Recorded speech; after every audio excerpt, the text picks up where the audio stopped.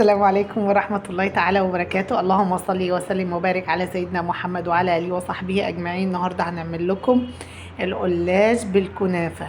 القلاش بالكنافة. طبعا أول حاجة هنعملها هنحضرها هو الشربات. معايا كوبايتين من المية وكوبايتين من السكر وعصرة ليمونة. بعد ما يغلوا معايا كده هنحط عصرة الليمونة.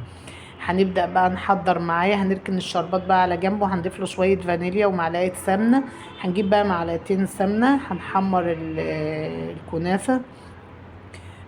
طبعا انا مكسراها تكسير كده عشوائي، حتت صغيرة. زي ما انتوا شايفين كده، لان هي ولسه بقى هنكسر اكتر لما تبدأ في التحمير، هنبدأ نكسر فيها. طبعا بقى هنبدأ واحدة واحدة كده لغاية اما تاخد معايا اللون الذهبي. طبعا انا عايزة اقول لكم بقى النهاردة ان انا كنت محتارة اعمل ايه. لقيت بقى عندي في الفريزر بتاعي كيس كنافة صغير، رحت جايباه، وعندي كام ورقة كده من لفة القلاش كانوا فاضلين معايا. طبعا انا عملتهم وفاض منهم. شايفين بقى اللون بدأ يتحمر معايا، وهنا تدبل الدنيا ما تشتي، راحت لابسة الكوفية واقفة لما تحلي. قلت لها طيب ماشي يا هنا. بس تقول لي صوريني يا ماما من غير شعر. يا بنتي ده مش متسرح. يلا يا ماما. لازم برضو كده مع الفيديو. بدأنا بقى ناخد معايا اللون الذهبي. عايزاه لون اكتر من كده عشان ده هيكون الكفر اللي جوه. طبعا انا ما عنديش بقى ولا سوداني، ولا عندي مكسرات، ولا عندي اي حاجة نحشي بيها القلاش، وكنا عايزين حاجة حلوة. فكيس الكنافة ويعتبر حصري في القناة بتاعتي.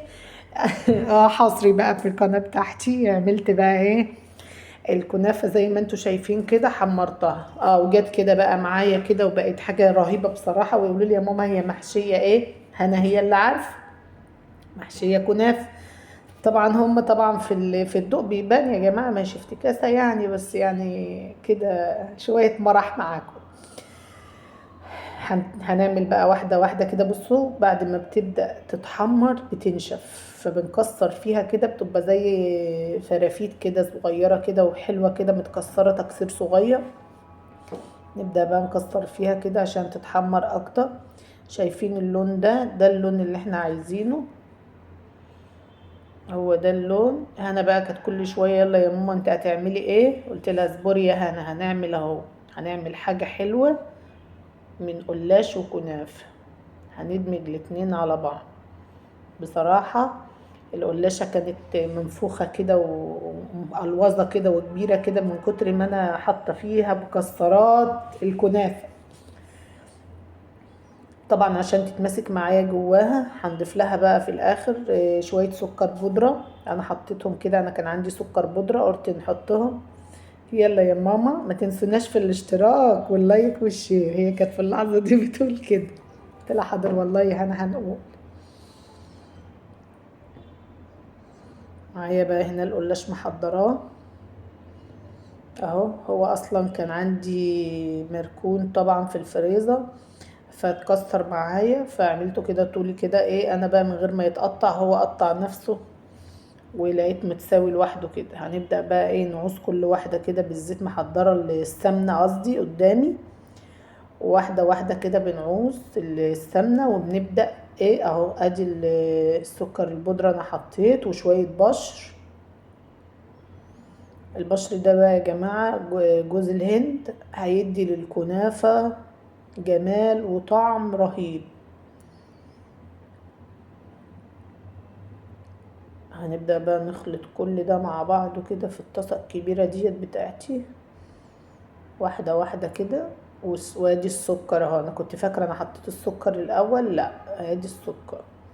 السكر ده هيخليها تمسك في بعضيها، وما يعني ما تفرفطش من القلاش.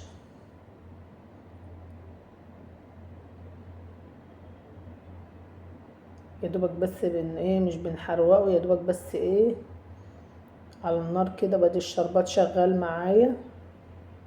هندهن بقى الصينية البايركس بتاعتي واحدة واحدة كده بالسمنة كده والجوانب ومن كل حاجة. القلاش يا جماعة والكنافة بيحبوا السمنة، معلش لو احنا بنقلل بس مش هنستغنى عنهم في كده.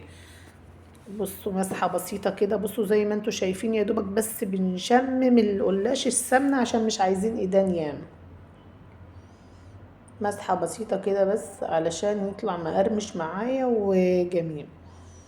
ولفيت اول واحدة،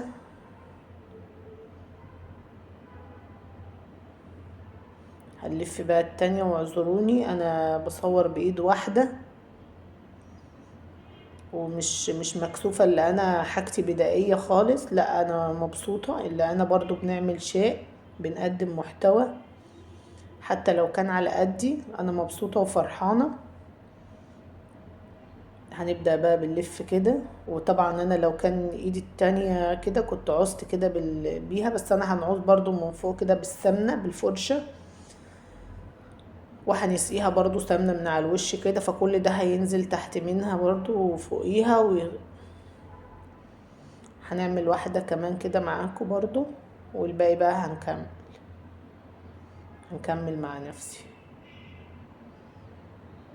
بصوا هنبدأ بقى نعمل واحدة كمان، والباقي بقى مع نفسنا كده بقى نبدأ نعملوه ونحضروه عشان ما نطولش عليكم الفيديو.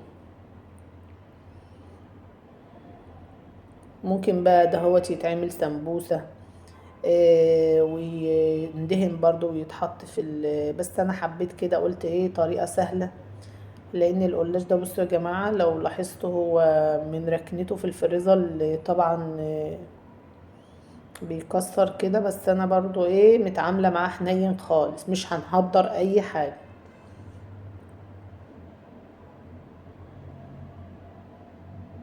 هنعمل بقى كام واحدة كده، انا حطيت الكاميرا فوق قلت عشان نعرف نعمل بايديا ونلف بايدي الاتنين اهو، ايدي الاتنين كده نتحكم فيها. ولو في حتة برضو ما يعني طالعة كده بنحاول ان احنا نقصها او نتنيها جوه زي ما بنعمل ورق المحشي بالظبط.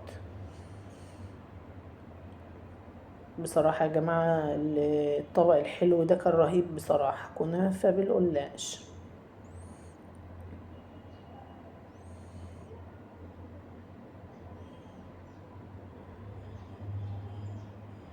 احنا ان شاء الله مش هنتوقف عن حاجة، اي حاجة موجودة معانا. محتاجين حاجة حلوة، ما عندناش مكسرات، ما عندناش سوداني، حتى ما عندناش كده. انا كان عندي البشر فما صدقت لقيت كيس ممكن تتعمل كده برضو من غير اي حشو عادي، برضو نفردها في الصينية زي البغاشة بالظبط ويتقطع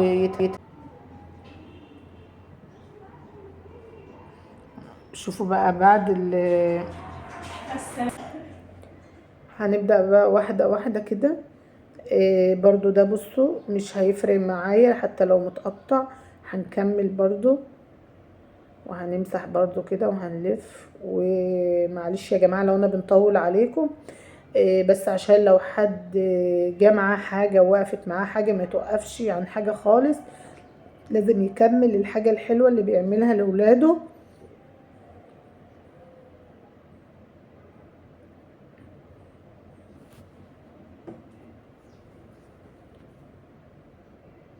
وده هو اتلفت ضرور برضو كده. طبعا كانت واخدة مساحة، يعني كبست فيهم كده في ريح بعض، زحزحتهم شوية في ريح بعض وبقى زيتهم بالسمنة ودخلتهم الفرن على الرف الوسط من غير ما نولع الشواية. طلعولي من فوق ومن تحت بصراحة اللون الذهبي. طبعا بنعمل الشربات بقى بزيادة لان الكنافة هتشرب معايا من جوه القلاش.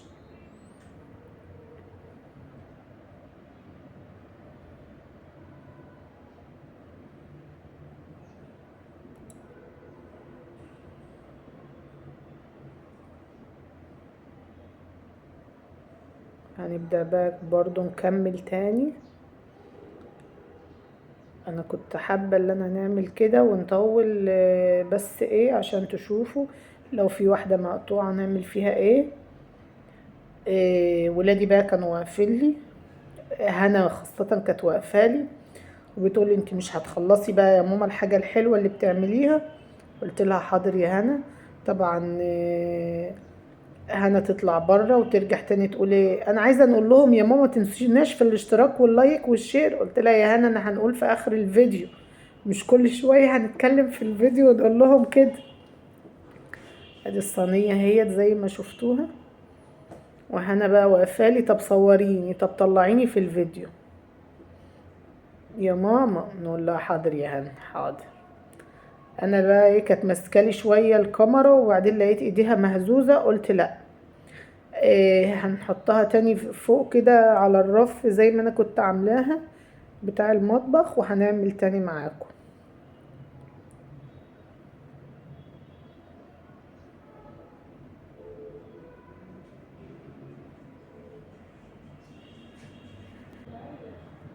وهنكمل بقى لف لور كده برضو القلاش معايا، وايه قربت اخلص، فاضل كام واحدة كده معايا. إيه، المفروض انا منسيبهوش متعري كده، بس هو كان اصلا متجمد وانا عايزاه يفك.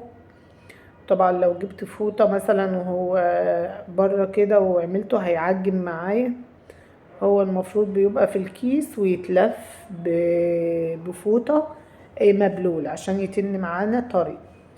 ما نحاولش ان انا نقرب منه اي مية عشان ما يعجنش معايا.